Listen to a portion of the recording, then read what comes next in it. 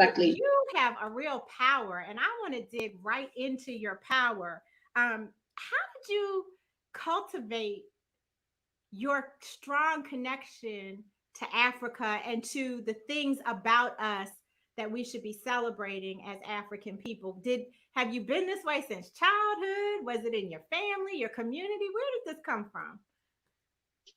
I think it comes from a personal need that I had because I grew up in a white population majority city that is Bogota, the capital of Colombia, and here we have a lot of racism. For example, we don't have the African history in the books of official history of Colombia, for example. We don't have Black people in media. We don't have that Black influence, for example.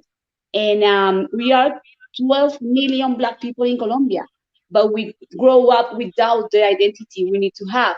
So to me, in my case, I grew up thinking that I was just a Black girl.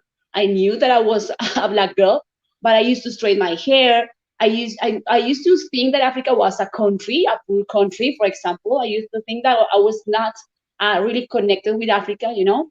But when I understood that the only tool that I have to be able to fight against that racism was embracing my roots as an African descendant, as an Afro-Colombian, was the only way to understand my own person, my own roots, my own way to see the world, for example, because I think Africa is seen us not only as a look, not only as a color of skin, but Africa is the way we look the world, the way we dance, the way we understand history.